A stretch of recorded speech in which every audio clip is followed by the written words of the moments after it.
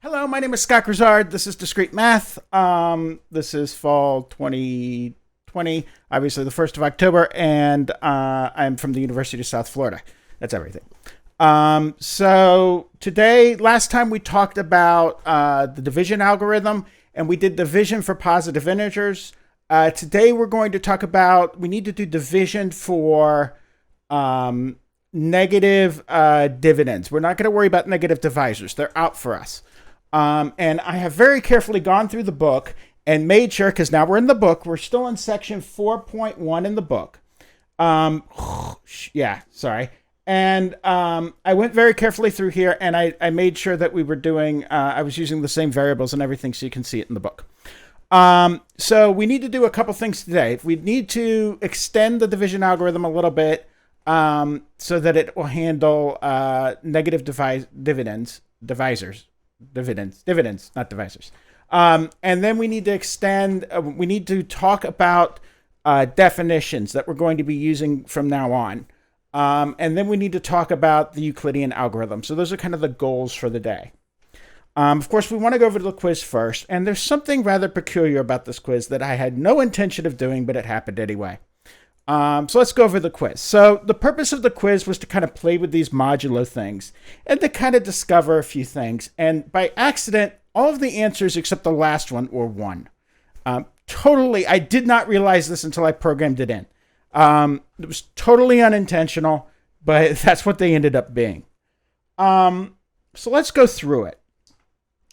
First, 4 mod 3 is 1, right? So if I have 3 into 4. I don't know. If you're an American, you probably saw this method in elementary school. Other countries do the notation differently, and I don't know them all. I do know some of them, but the notation in the United States, the way it works in the United States is you do 3 into 4. You do 1, you do 3, you come down, you get a 1, and so this is 1 remainder 1. So you're supposed to give me the remainder, not the Q, right? So 4 mod 3, I take the remainder and I get 1. And the same thing happens here for 26 mod 25. So 6 into 25, it's going to be 4. I'm going to get 24. I come down here, I get 1 left, so it's going to be remainder 1. Okay, so how do we feel about that as a concept, 1 to 5? Just what we're doing, what this thing's asking for, and what we're doing. Do I have a... oh, I do. I do have a Noah today. Hello, Noah. TA. Awesome. Okay. All right, so what I'm going to do... Now, the point of these questions below is to get the idea that there's certain properties of this modulo operator that are actually kind of cool. Okay? It's, in a sense, distributive. Okay? It's not commutative, but it has this distribution property.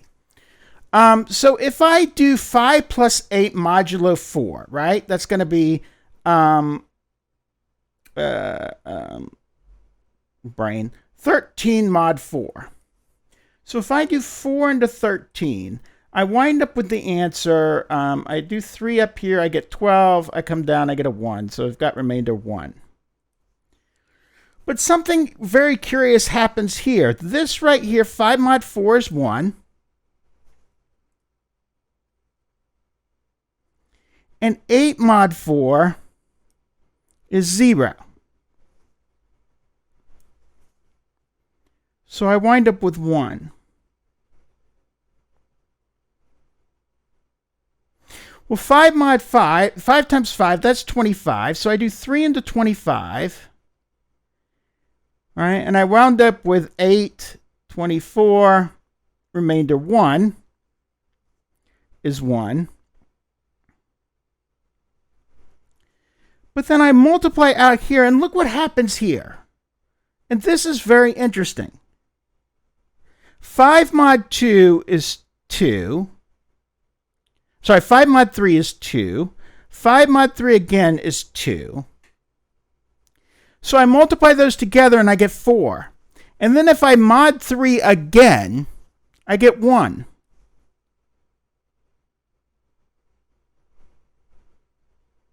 And that's kind of interesting. It didn't really matter. I could have, if I did this right here, I could have done 5 mod 3 times 5 mod 3, and then did mod again. So it's not quite distributivity, but it's close. It's interesting. This suggests, right? This suggests here that n mod k, that n plus m mod k is equal to n mod k plus m mod k mod k.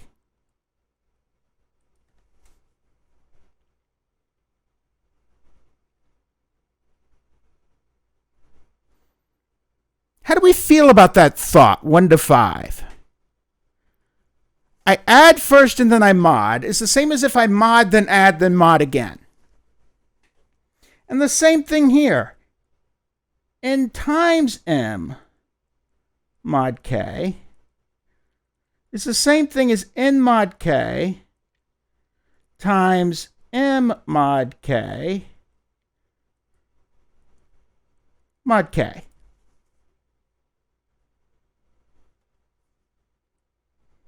So I have this kind of distribution thing like I did with multiplication and addition. And there's a little bit more here too. 4 squared mod 3, well that's 16 mod 3. Okay, so I do 3 into 16. I'm going to get 5, 15, remainder 1. But look at this, 4 mod 3 squared. Well, 4 mod 3 squared, well 4 mod 3 is 1 squared, and that equals, well 1 squared equals 1.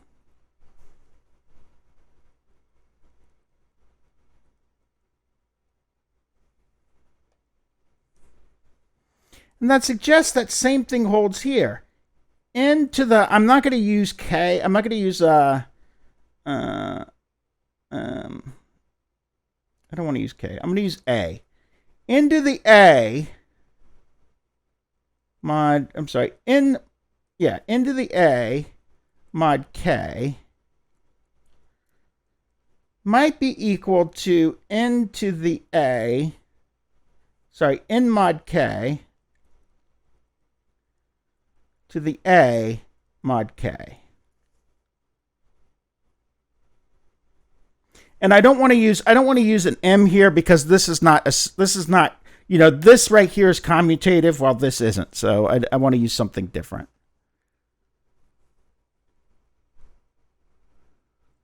Okay. Well, this 6 cubed thing, that's a pain in the neck to calculate. And I saw one person tell me that they used their calculator, and they are going to get marked off for that because I thought I banned calculators on the thing. But I won't yell at you for cheating or something. I'll just, ding the problem. So that's what you get for telling me. Like the person who did it wouldn't have noticed that when they went over the Proctorio. So yes, I do appreciate you telling me. The 6 cubed, I don't really need to do that, do I? 6 mod 5 is 1. So if this pattern is true, this is actually just 1 cubed mod 5. Right, so this, if the pattern holds, should be 6 mod 5 cubed mod 5, which would be 1, 1 mod 5, which would be 1 mod 5. So if this pattern holds, it should be 6 mod 5 cubed mod 5, Well, that's going to be 1 cubed mod 5, which is just 1 mod 5, which is just 1. So how do we feel about that idea, 1 to 5? No, the percent does not mean divide. The percent means mod.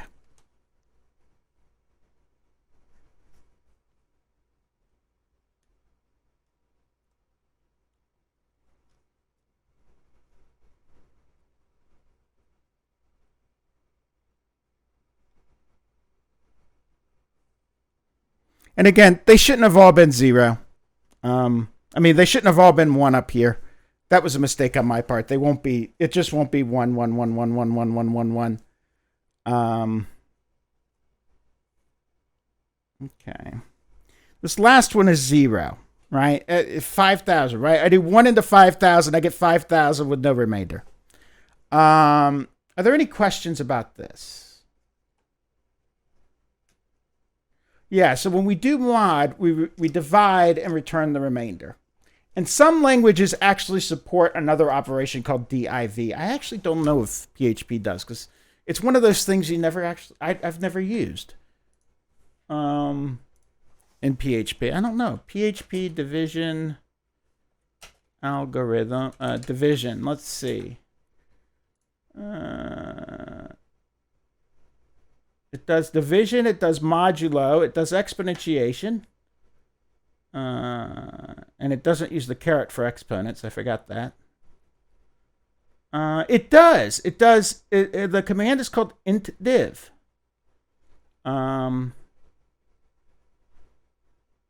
Interesting. So in PHP, it's called intdiv if you wanted the other one back. Okay.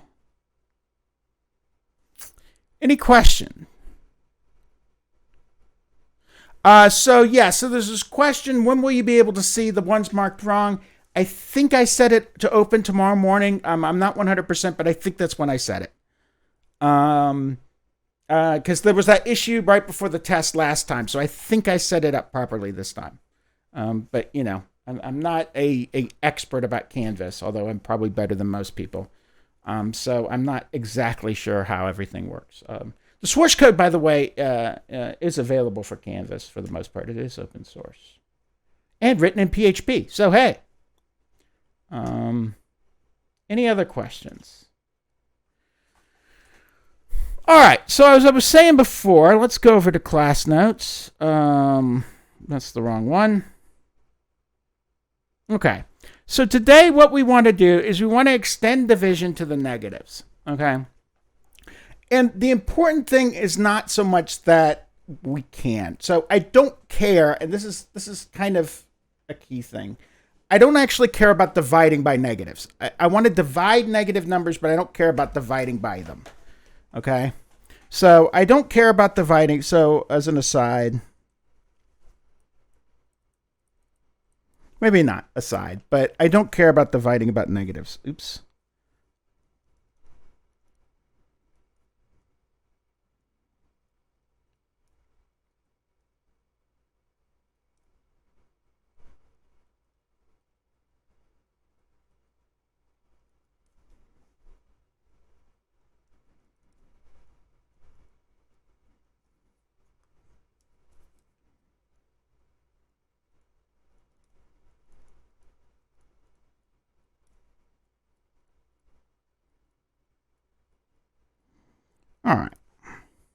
All right, and then I've got the book open here so that if you're wondering, yes, I do know how to do this off the top of my head. I even know how to do the Euclidean algorithm off the top of my head with a deck of cards, and you'll may even see me do that today. It's kind of neat. I shouldn't say. The other instructors were impressed when I did it with a deck of cards. They thought it was really cool. So I don't know how cool you'll think of it. Some of you hate cards with a fiery passion, so who knows. But one of the things I do want to do is I want to keep the variables the same as I did in the book. So I've got the book open here to make sure I'm using the exact same variable names. But I do want to divide negative numbers, and for reasons that will be apparent later.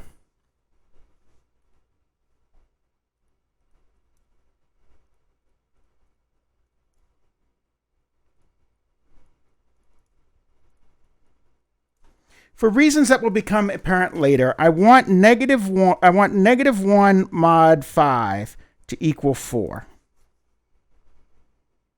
Okay, so is everyone on board with that? The idea that if I went back 1 and then modded 5, I would want a positive number. When I mod by a positive number, I want back a positive number. So whenever I do a mod 5,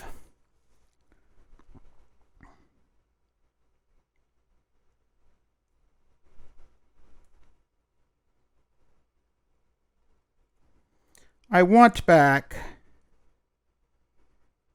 a number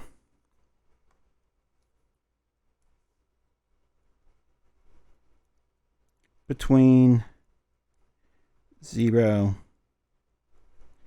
and 4, and 0 of 4, of course, including the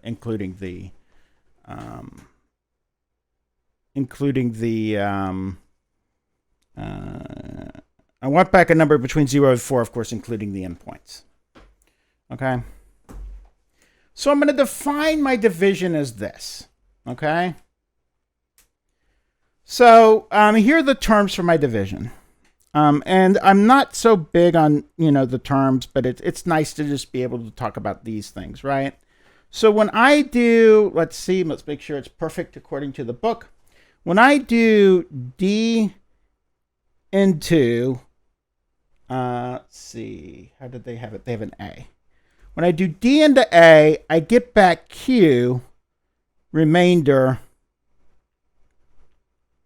R. Okay. So here's how the variables break down. A is called the dividend. And that I'm going to allow to be any integer.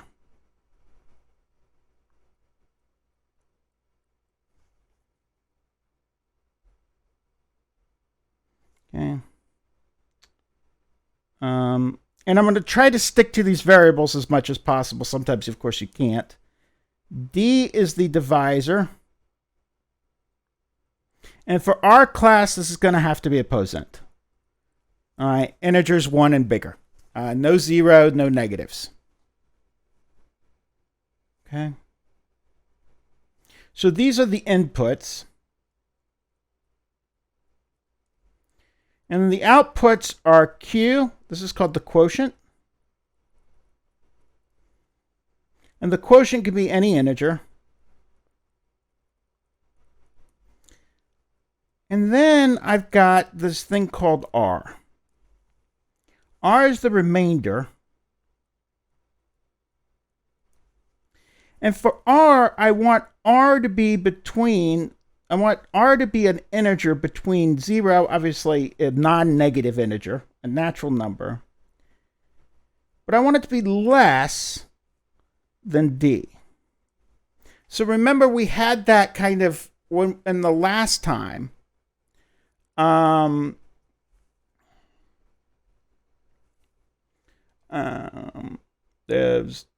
Remember the last time we had, I'm distracted by something someone's saying in chat. Remember the last time we had the algorithm do this. So if you could recall last time, I had this kind of while statement while k was less than r. That's the idea here.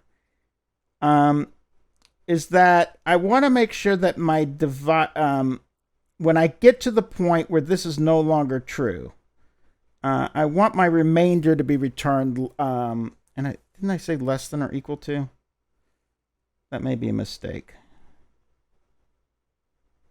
Or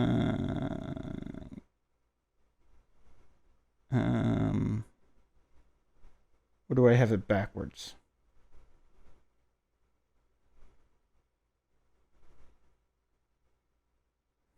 Yeah, that should be less than or equal to on those notes. So what I wanted to do was I wanted to have this remainder come back. So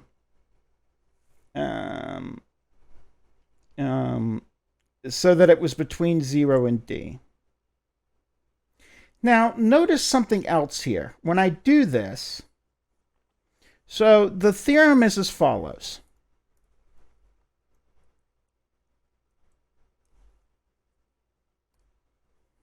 Okay. For any posant d and integer a, there is a unique pair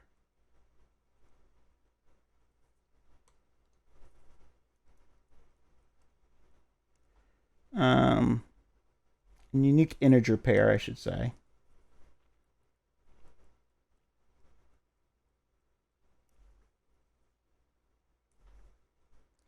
QR, where, with the following properties.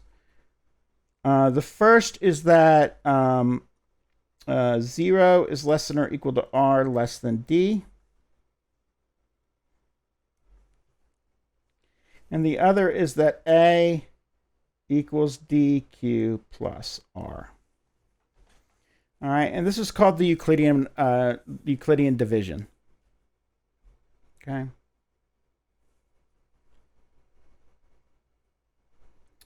In your book, I've got to give it credit, it uses the word mod instead of doing the equivalence relation thing, which is very nice.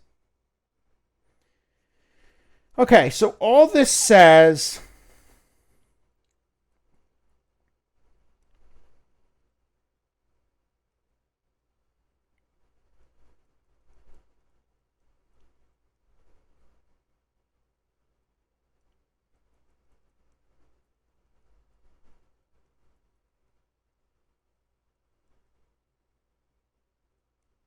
is that I can do division like I did in 3rd grade. All right. That's all it says. This is chapter 4 in the book, section 4.1. How do we feel about this theorem, 1 to 5?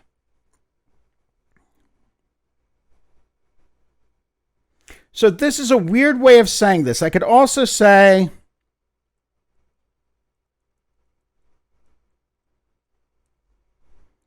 I can also say this in a different way. I could also say that this is that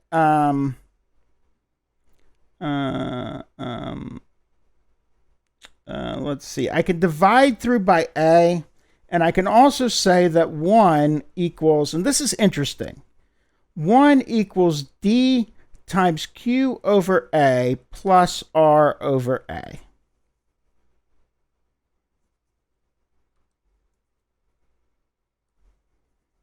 And that's another way of thinking about it. I divide both sides by a, and that's what I get. I can also go the other way. I could say that a over d equals q plus r over d. So I divide through by d, and this is what I have. And this is actually the more familiar way that you have it when you started doing, instead of doing remainders, you did fractions. What grade is that? 5th, 4th, 5th, 6th? I don't know. But when you do, this is the way you're probably more familiar with it. Or I can also say that d, I can also say that a divided by d equals q with q plus r over d, et cetera, et cetera, et cetera. I don't like this division symbol, but I'm using it. That's not a mod, that's division.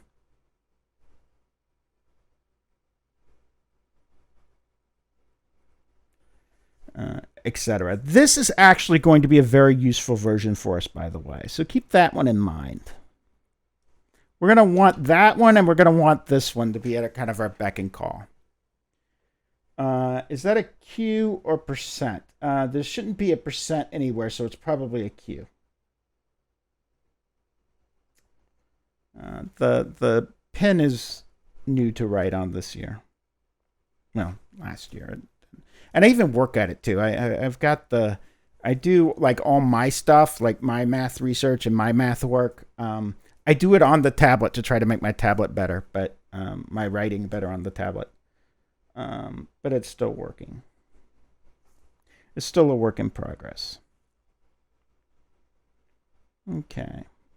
Now we've come to, I don't want to say a fork in the road. We've got kind of two prerequisites for going on here.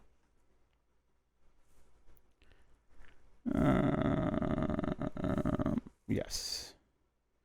Okay, so now we've got kind of two prerequisites. We need to talk about divisibility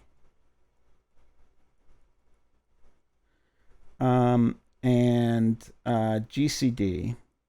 And we also need to talk about modulo arithmetic. Okay, because both of these are prerequisites for talking about Diffie-Hellman and RSA.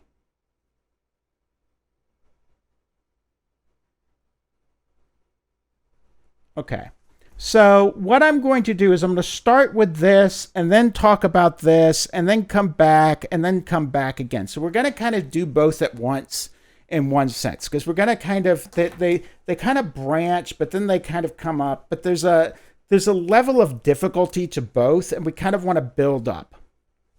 All right. So the idea here is what we're going to do is we're going to kind of do a little bit of this and then a little bit of that and a little bit of this and a little bit of that. And we're going to kind of build up to it. Okay. But the first thing we're going to do is we're going to define some terms. And what we want are what are called decidable, or what I call decidable definitions. Okay. So here's what I want to do. A decidable definition, and this is not a formal term. This is just what I mean by this. Decidable definition. I can't spell decidable. Someone spell decidable out in chat. So I kind of want to put this in quotes, and it's kind of an algorithm. There you go. Thank you. Decidable. It's like, Dan Quayle not being able to spell potato. Yeah, that's divisibility in GCD.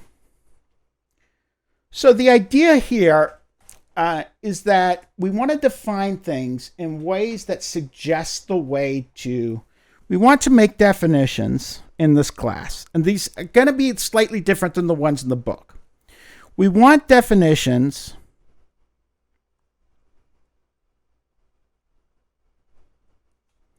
that suggest a way to write an algorithm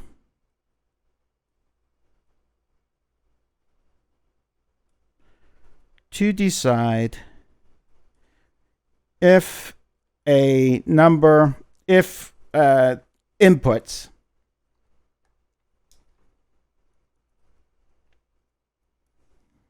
meet that definition. Now, what do I mean by that? Okay.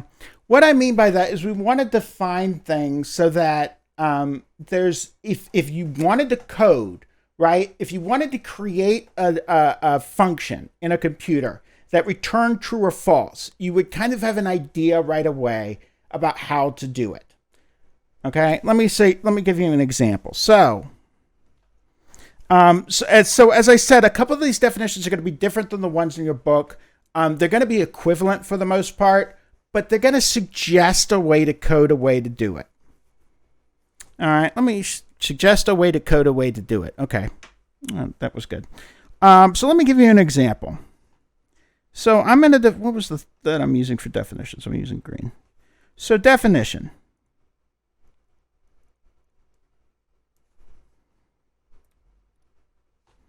Let A and B be positive integers. I'm going to say that A divides B if B mod A equals 0.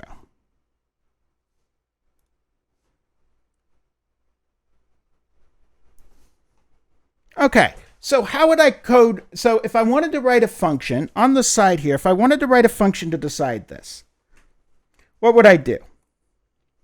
I would have input A and B. If A mod, it's too low, isn't it? If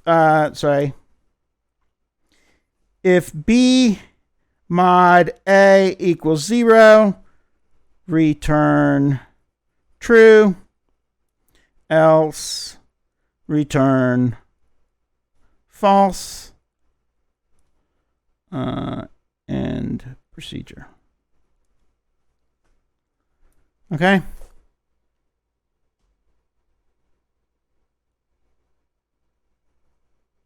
How do we feel about that idea, 1 to 5? The fact that I said let A and B be positive integers, A divides B if B mod A equals 0, right? Your brain immediately goes, or, after doing this for 5 years, coding for, after doing, after writing scripts to, do your job for you for 10 years, which is what IT people do. Right? We sit down and we write scripts that do our job, but don't tell our boss that we, well, it depends where we work, right? Because if we work for a private company, we get a promotion and we go do more stuff. But if we work for the government, we write scripts to do our job, but we never tell our boss that we wrote a script to do the job. So, no one bugs you. You're doing the same job that you did before. If you do it in half the time, well, it means you drink coffee and play Civ 5 in your office during the day, right? True story. I know people that have done it. Right? Productivity is not something rewarded in a government job. So play Civ 5 on wine using Linux is what he was doing. But that's what we do as IT people. You sit there. What I used to do as IT people, we sit there, and I still do this all the time. We sit there, we write scripts to do our job for us. So, anyway, so that's the idea here. I had this when I said A divides B if B mod A equals 0, I suddenly had this idea that I could write a script that would decide whether or not A divided B. Okay?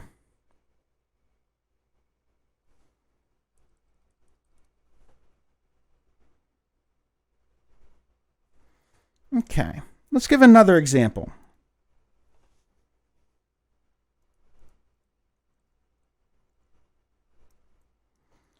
All right. Let A be a posant. Okay? A is prime if A is greater than 1 and if for every n so that 2 is less than or equal to n less than A mod n does not equal 0. Or I could have written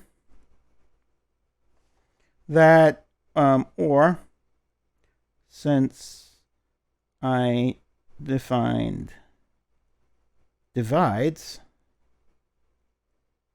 I could say A divides A n equals false. Or something like that. So A is prime if A is greater than 1. I'm going to exclude 1. By the way, why do we exclude 1? Because we do. There are all of these theorems out there that if we said that prime numbers could include 1, right? If we said that 1 was a prime number, then there are all these theorems out there that would have to say if P is a prime greater than 1, then, okay? But there are all of these theorems that are out there right now that say if P equals 1 or P is prime, then. So it's completely silly. Why is well, it's not silly. It's aesthetically chosen. There's no real reason to do it other than the fact that the theorems we care about are shorter because we say primes aren't, prime, 1 is not a prime. And there's a good case for 2 to not be a prime too, because there are all these theorems that say for all odd primes P, right? So if we excluded 2 as a prime, we could then say for all primes P, but then all these other theorems we would have to say for all primes P or P equals 2, then. Okay? So there's no reason, there's no real reason to exclude 1 other than it makes life easier when writing things. Because most of these things that we want to talk about, we don't want to include 1. But there are things we do want to talk about primes where we want to include 1. So, should 1 be a prime? Well, the consensus is no. But there's no real reason for it to be that way. It's just, we want simpler statements. So for all odd primes, so there's plenty of theorems out there that don't hold for 2, but hold for all of the other primes. So they say for all odd primes. And there are theorems out there that don't hold for 2, 3, and 5, but then hold for all primes greater than 5.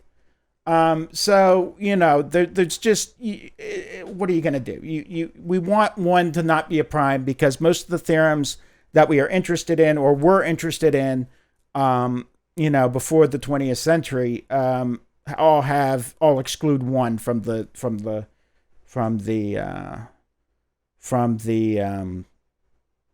statement, and especially the prime decomposition theorem. So that's why we're excluding 1.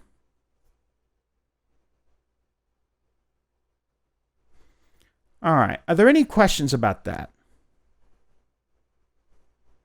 So how do we feel about this definition of prime? How would I go about writing a script that determined whether A was prime?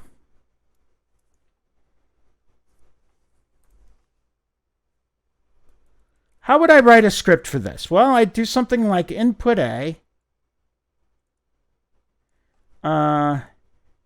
If A equals 1, return false. Okay, and then while, let's see, I'd do K equals 2. While K is less than N, what'd I do? Oh no, K is less than A. Loop as follows. So if A mod K equals 0, return false. And then K plus plus, and then end while, return true. End proc. So what's going on here? Great.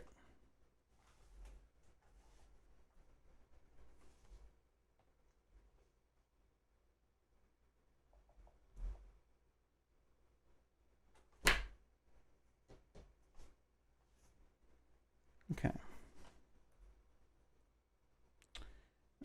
Great.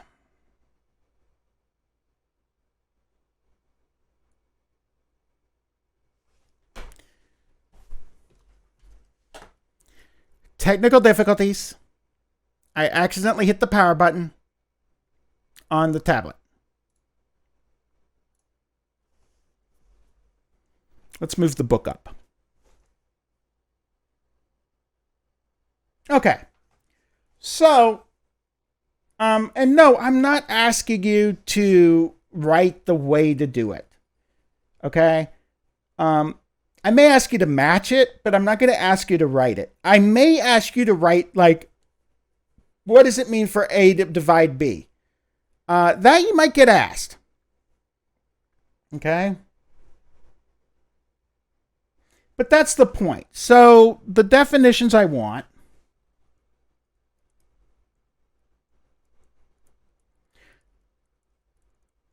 suggest a way to code away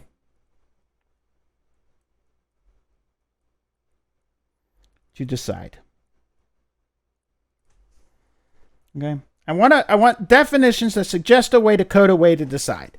And this is slightly different than the definitions that are in the book, because the book, the book is meant for, people that are going on the comp sci, that are going to be writing programs with, that are going to be redoing these concepts in their computer science classes. And they're going to be like, okay, well, now that we have this definition, how do we code that in the thing? No, we want definitions that already suggest the way to code it.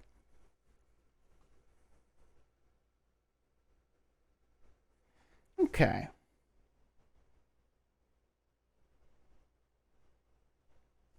All right.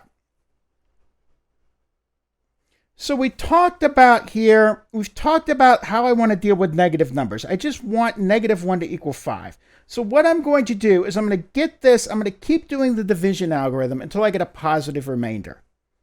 Okay? And you can look up the exact algorithm on that. But the point is, when I do -1 mod 5, I want to wind up with 4. Okay.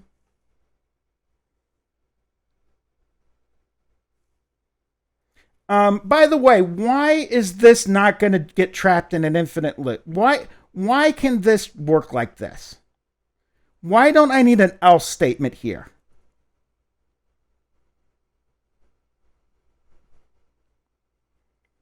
What happens to the computer when it gets this return statement? What does it do?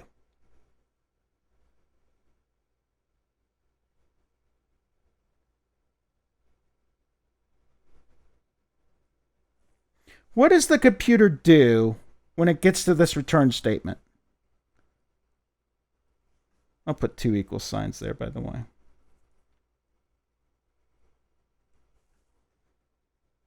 It doesn't return 0. It breaks the loop, right? By putting a return here, it exits the function. It exits the procedure. So if it's the case, if at any time a mod k equals 0, the computer, or if I input, is this code right here executed if my input is 1?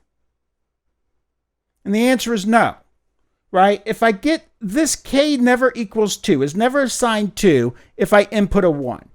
Because the thing was already done, right? If a equals 1, return false. So if it got a 1, it's already done. It checked out.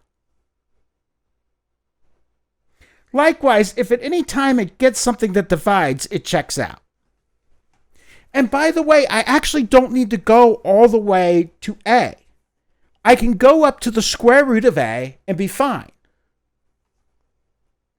I don't need to go all the way to a. The square root would do, but we'll just leave it as a because it's got a nice compromise on prime. It's got a nice kind of a way to do it. Sure, I'm wasting some cycles by keep going, but I'm not really, because once I stop, I am. If it's true and I go all the way through, I've wasted a bunch of cycles because I actually only need to go up to the square root of k. But the square root of a. But so it's not an efficient algorithm, but it's an algorithm that would work and suggest the way to do it. So that's my aside there. Okay. So how do we feel right now, 1 to 5, about these things? I want definitions that suggest a way to do it. Okay. Let's define GCD. Now, the book goes into modular arithmetic first and then comes back to divisibility. It comes back to the GCD. For the moment, I'm going to do the GCD and then go into modular arithmetic because the GCD is kind of fun. Okay, so definition.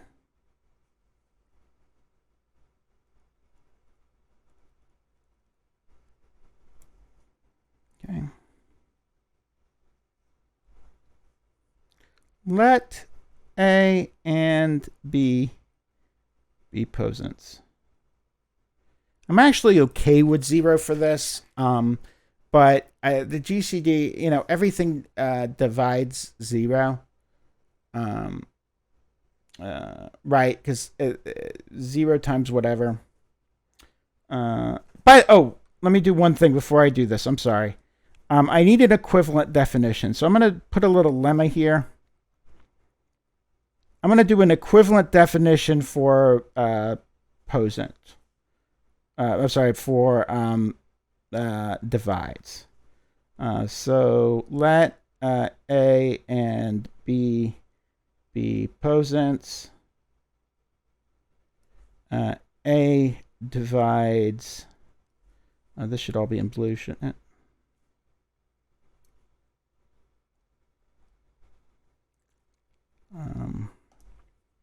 Divides B if and only if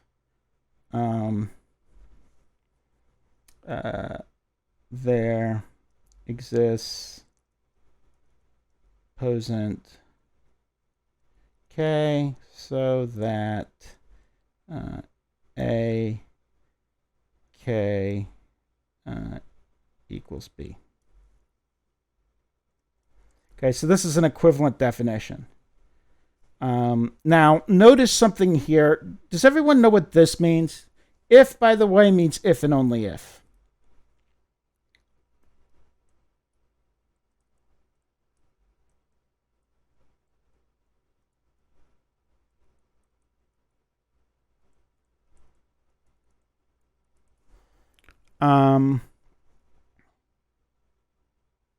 This word here is lemma. Lemma. I actually know how to spell that one. This word here is if. IFF. If means if and only if. A lemma is kind of a diet theorem. It doesn't really, it's not really a theorem, right? It's not really like a theorem, right? It's like, yeah, this is true, right? Factoid. Okay. So this definition and this definition are equivalent. This is the equivalent definition of book definition of divides. But it doesn't really suggest the way to do it, right? I don't like this definition. I like the other one better because that definition suggests the way to do it, whereas this book definition, it says there exists a K, right? I mean, I'll even stop this, right? If and only if, let's do this, right? There exists an I used K, right? Someone rewind. If there exists a K in the natural numbers so that A times K equals B, right? There's a proper mathematical definition with the things. Okay. Great. I'm going to need that a little bit later. I already used that fact when I did the square root of 2 thing, but I really don't care. In my heart of hearts, as an IT person, when I was an IT person, this is a much better definition, right? It says how to do it. This, okay, that's useful for proving theorems, not so useful for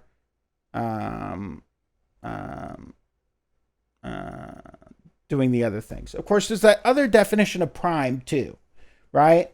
So I can do that other definition of prime, lemma, right? It's like a llama except with an E.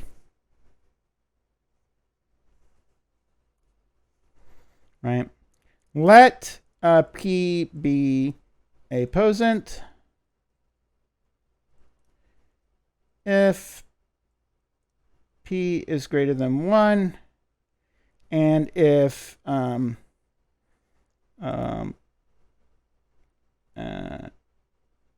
A divides P implies A equals 1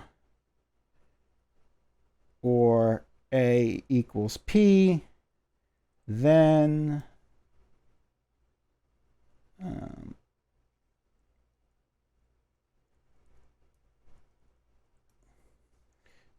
P is prime. right? So that's the other famous definition for, this is be like the book definition of prime. So this is the book definition of divides, and that's the book definition of prime.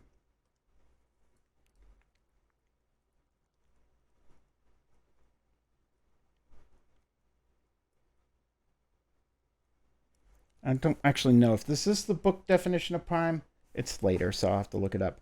I'm going to put book in quotes.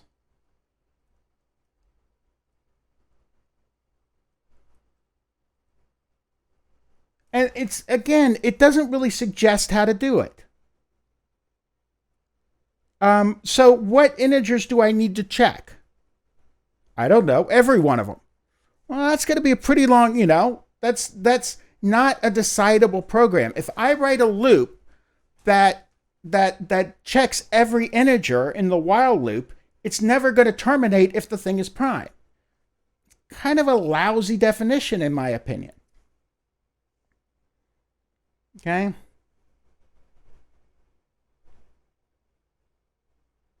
No, I don't think there's an if keyword, in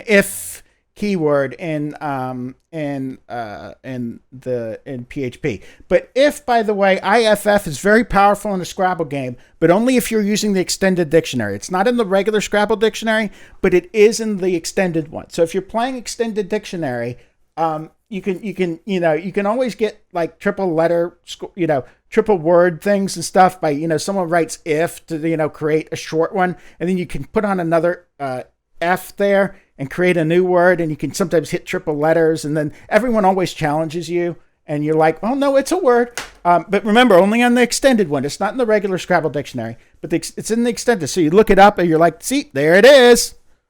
Lemma's also a good one. No one, some of these math words are cool because they're in the dictionary and, no one knows.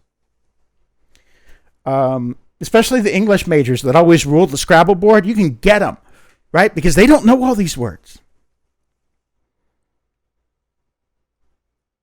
All right. So that was decidable definition. I did that. Okay. So GCD.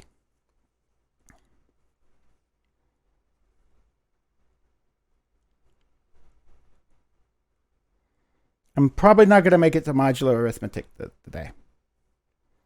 So definition. Let A and B be posits. Okay.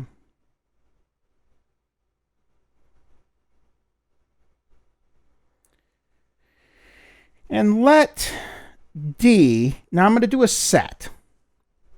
Okay.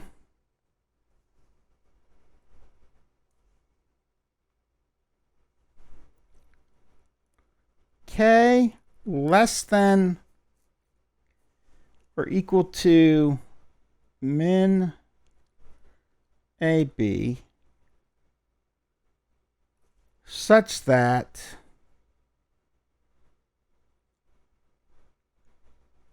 A mod K equals 0 and B mod K equals 0.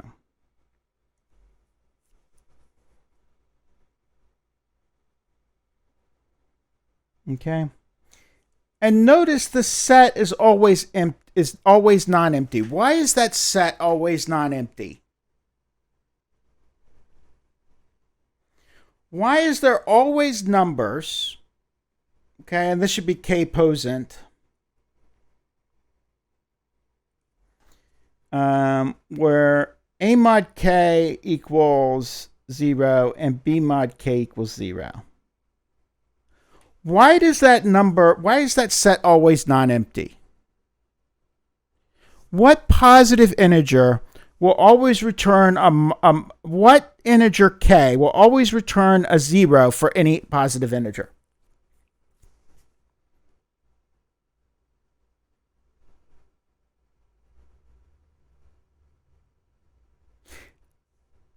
In other words, for any positive integer A, Is there a k that will always return 0?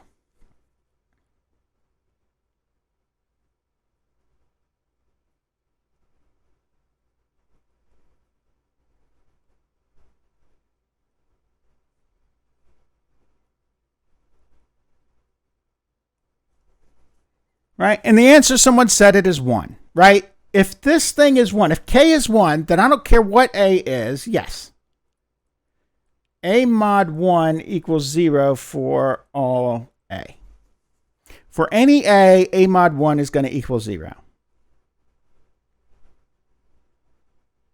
So this set is never empty.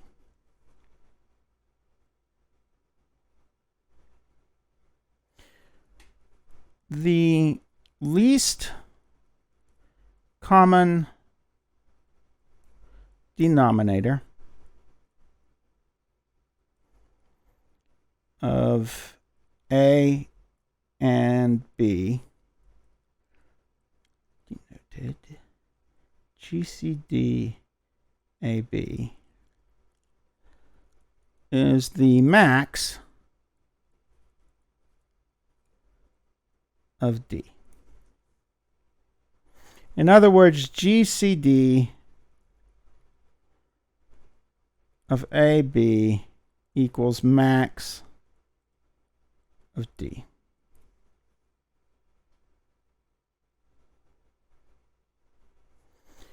And D is the set of common divisors. All right.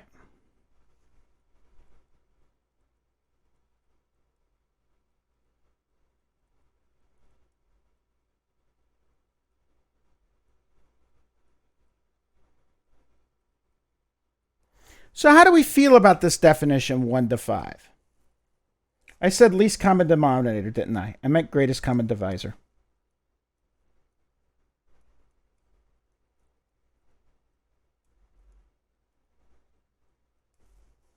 Idiot. Me. Duh. The greatest common divisor of A and B denoted G. I even wrote GCD. I don't know why I was thinking lowest common denominator.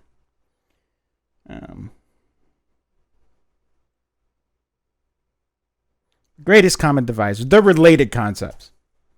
So how do we feel about this definition 1 to 5?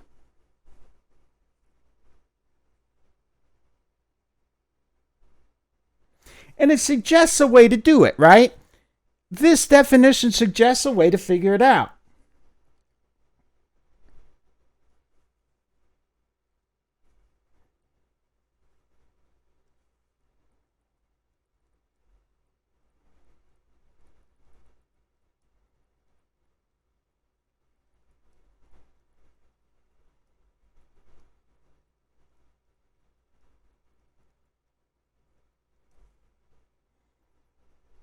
Okay. Right? How could I do it? So let's figure out. So let's see. GCD. I'm going to input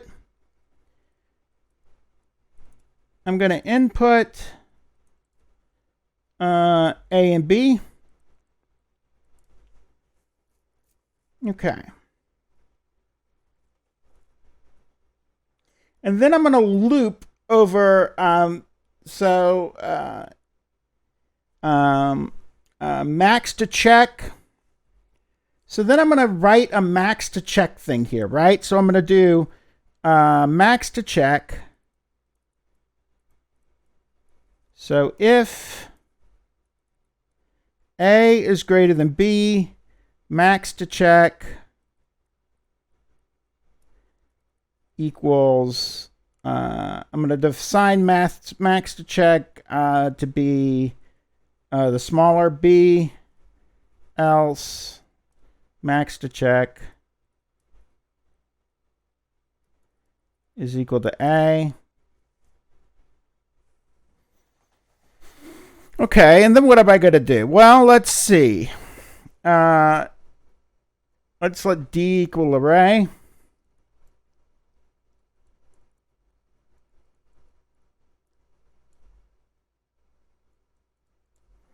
So I initialize an array.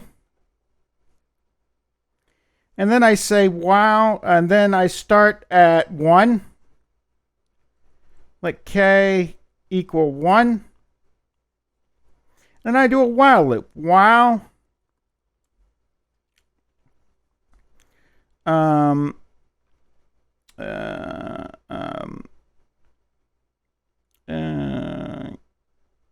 k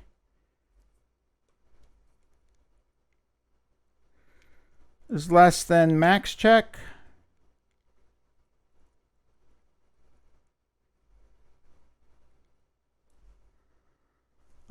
What am I going to do here? Well, if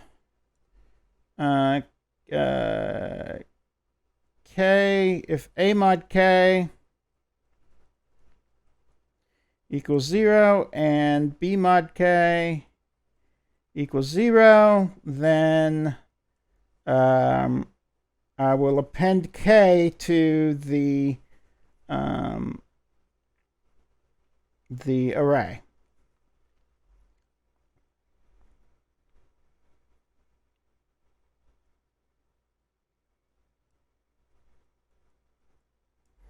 In PHP, you would do that like this. You would do d like this equals k. And then else I do nothing. So I just close the loop. And then I do k++. And then I end while. And then I return max d. The way you do that, by the way, if you want to return the last thing appended, you would do return d -1, like that.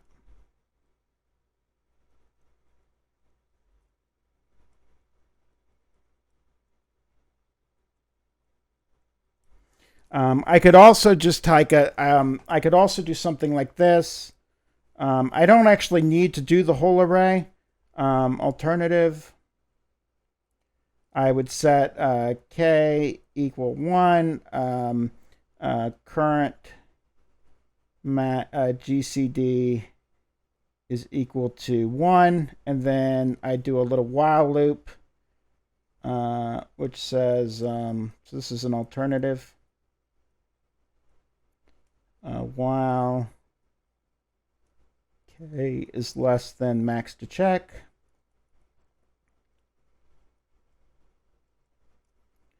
If a mod k equals 0 and b mod k equals 0, current GCD equals 1. Current GCD equals k. And then phi k++, and while, return current GCD.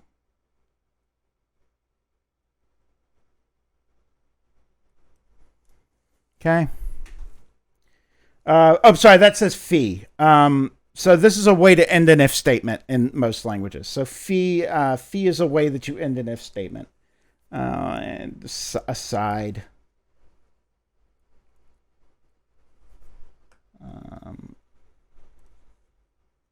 Let's see, jargon aside.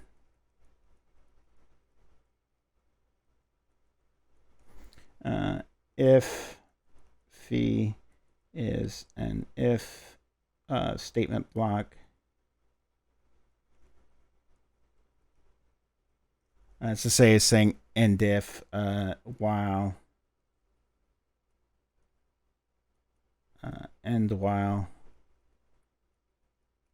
is a while loop, and do odd is a deuce loop.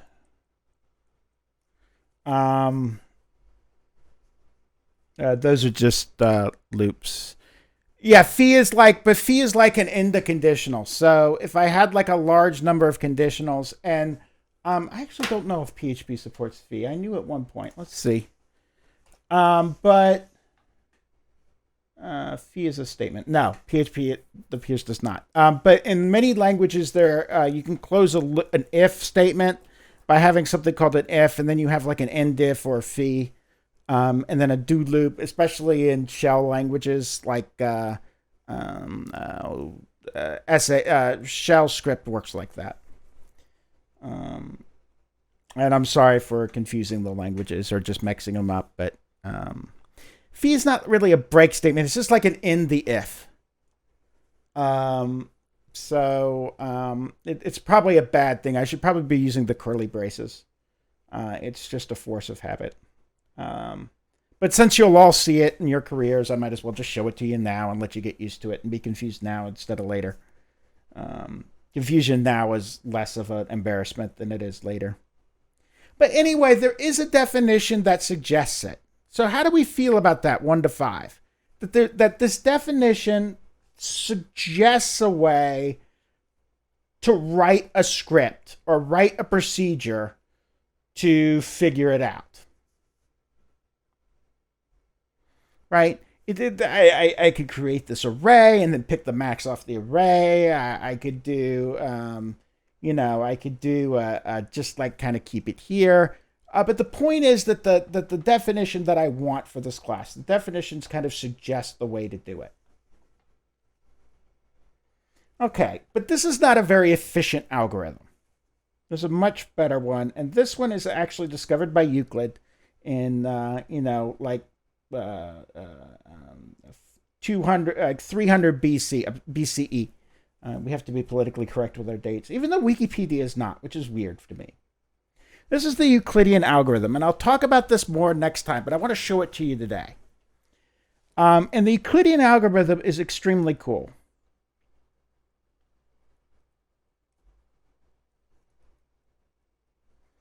There's an I in Euclid's name, isn't there? This should be not U. This should be an I. Let's see, where does that U go? The U goes there. Euclidean. There we go. Okay, so it takes two.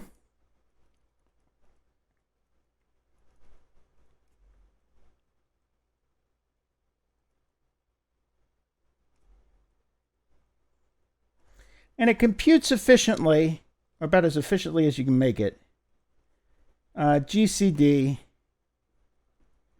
AB. Okay, so here's how this Euclidean algorithm thing works, and it's very cool. So what I'm going to do is I'm going to start the card thing. Let's see. Does the card camera work? No.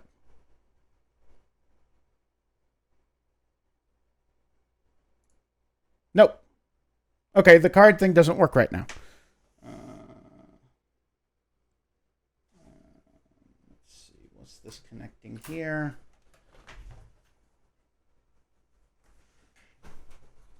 I unplugged the card cam.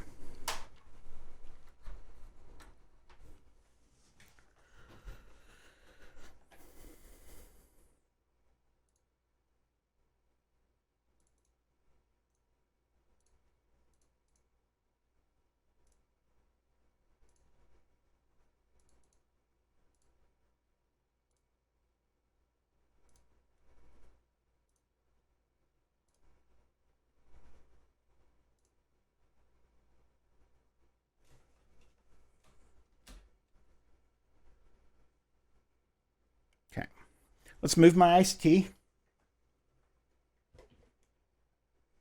Okay, so the Euclidean algorithm works like this. Someone give me two positive integers between 1 and 52.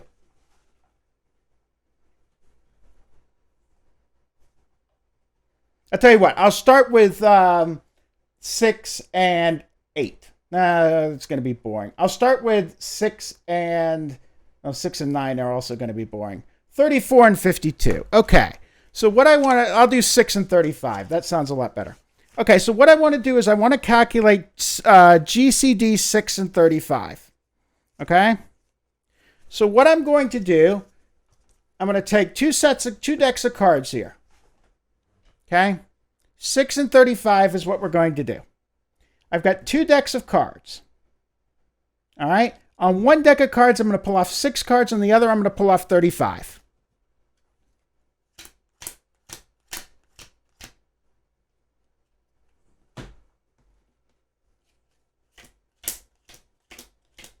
Oops. I lost count. Well, these are in order. So 35 cards. There's 26. 27, 28, 29, 30, 31, 32, 33, 34, 35.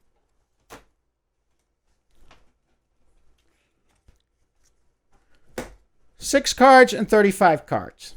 35 is bigger than 6. So now I'm going to run the division algorithm of 35 onto 6.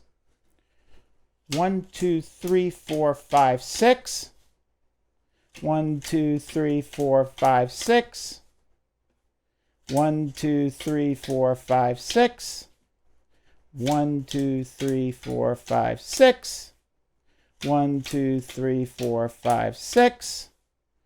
1, 2, 3, 4, 5. 5 is going to be my remainder. I'm going to ignore the race cards forever. I've got 5 cards here. Now, I've got 6 cards here. I'm going to run the division algorithm for 6 and 5. 1, 2, 3, 4, 5. 1. Now I'm going to divide the division algorithm of this onto that. 1, 1, 1, 1, 1. I have no cards left. 1 is the common denominator between 6 and 35. Let's do another one.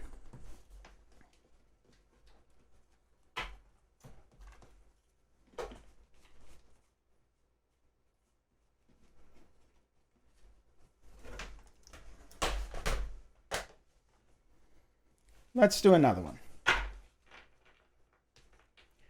Let's do 8 and 12.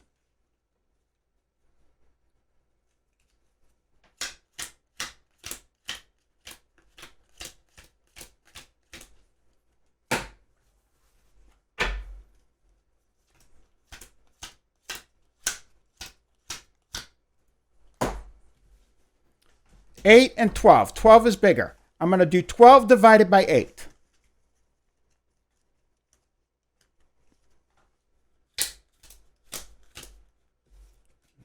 One, two, three, 4, 5, 6, 7, 8. 1, 2, 3, 4. 4 is the remainder that I get. I'm going to run the division algorithm of 8 on 4.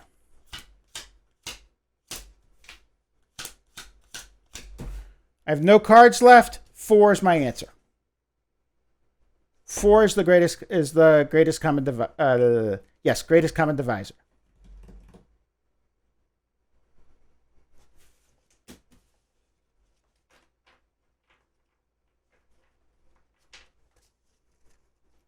Anyone got anything else? So here's how the Euclidean algorithm works.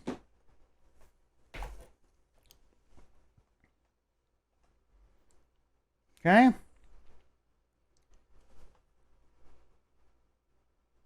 So input, posits, A and B. If A is greater than B, then I'm going to define new smaller. Where's my thing? Let me make sure I'm using the right variable names. Class notes.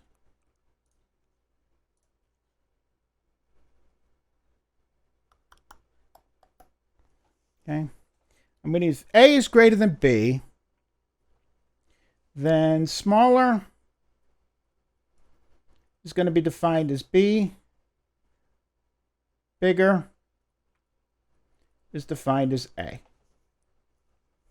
Else, smaller is defined as A, and bigger is defined as B.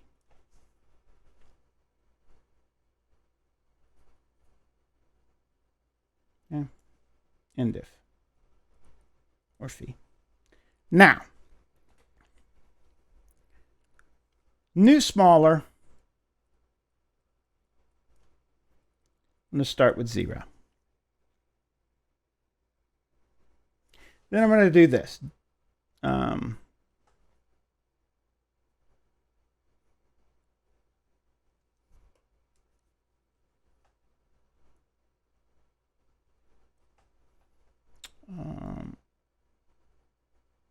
I'll do a do loop.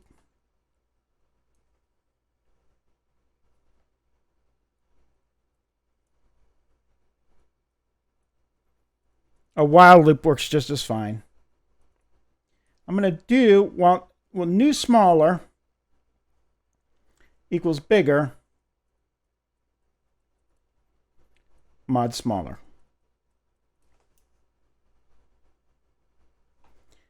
If new smaller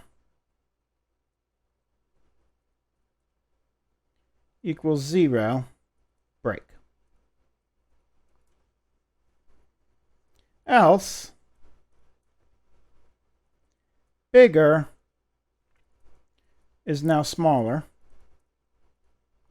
and smaller is now new smaller. In diff, or phi, in do, return smaller. So notice how that's the same thing. I've just been writing on this tablet and no one's been able to see it for the whole time, right? Yeah. All right. I still have the card camera up.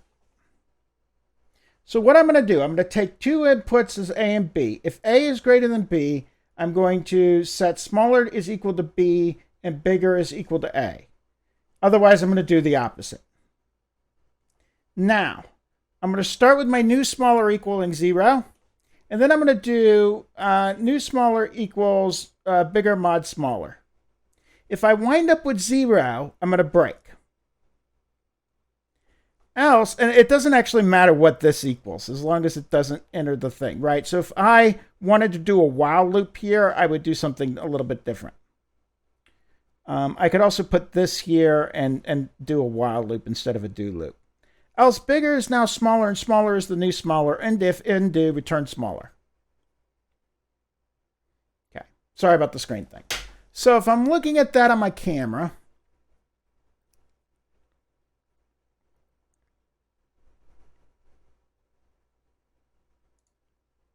which is not that one, which is not that one, which is that one. So what's happening here?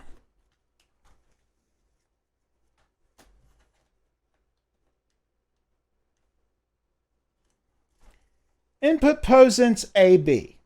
All right. So let's do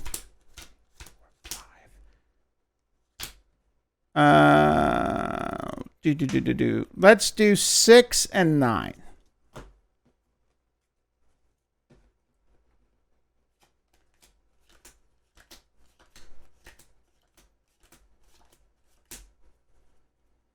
Okay. 6 and 9. Now,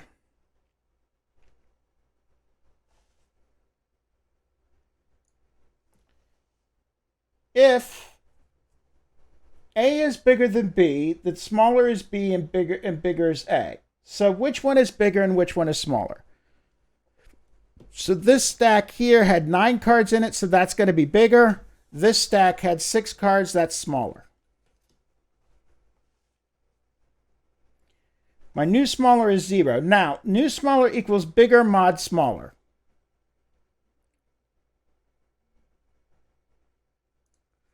Okay, so bigger mod smaller here. Bigger mod smaller. 1, 2, 3, 4, 5, 6. 1, 2, 3. That is now my mod. So my new smaller is now 3. Well, 3 does not equal 0. So I'm not going to break. I'm going to keep going. My new bigger is now my old smaller. So smaller right now was 6. Now that's bigger. And now smaller is 3. And now I end the if, and then I go back to the beginning of the loop. And then I run it again. So now I've got 3 and 6. Here's 6, here's 3.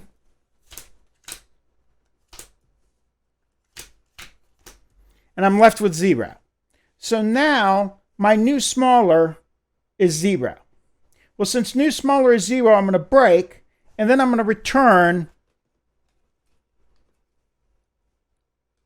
smaller, the thing I modded by last time, which was 3. How do we feel about that 1 to 5?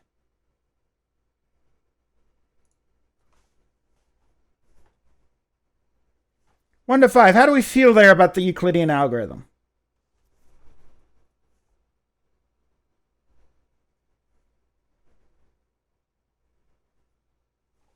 Okay. So tracing.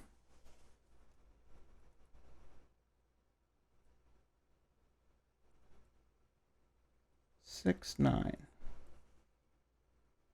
Bigger equals 9. Smaller equals 6. New smaller equals 0. Inner loop. Okay, now, new smaller equals 9 mod 6, which equals 3. Not 0. So continue.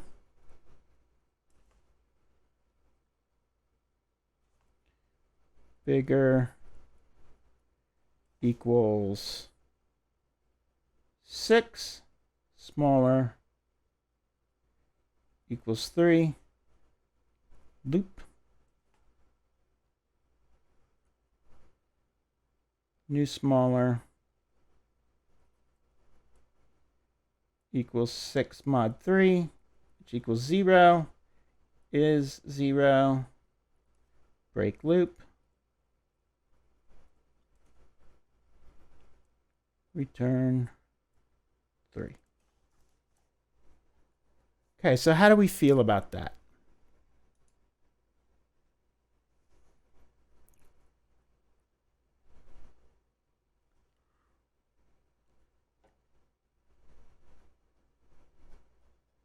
Okay. And that's the Euclidean algorithm. We'll pick there up next time. I didn't make it to... I made it through the Euclidean algorithm. Did I say I wanted to do more? No, I didn't. Okay. So actually, I'm only, 10 minutes over because I yak too much. Next time...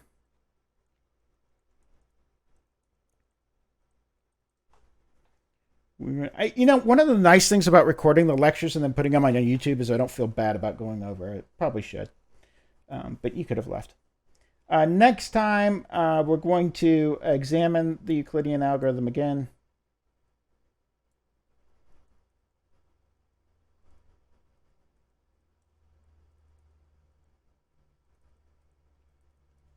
Why does it work?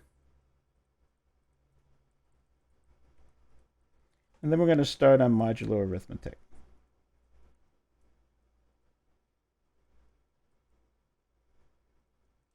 Okay, which is and all of this is in chapter 4, by the way. This is chapter 4.1. We're still in it. We're going to be in section 4.1 for a little while because we haven't done some of the other stuff. All right, are there any other questions for me? Again, I am over. I'm about 15 minutes over now. Any questions, comments, issues, suggestions, thoughts, hate mail? Sorry about forgetting to post the thing while I was doing it. Okay. Then I will see you all on next week. I will have the I will still have the I'll have the problem set with ask you to implement the Euclidean algorithm online. One thing about that problem set, there was a lot of people when I asked you to implement the algorithm.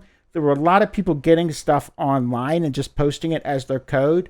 And it was obvious they were doing it because they were using weird recursion and stuff. So I'm going to actually ask you to implement my algorithm, even though it's not very efficient. You don't actually need to do these things here, but I'm going to ask you to implement mine because there were a lot of people who cheated last semester, and I'm going to kind of cut that. So the rules are going to be kind of strict on that one. Any other questions? Okay, well, that's it for me today. I'll talk to you later.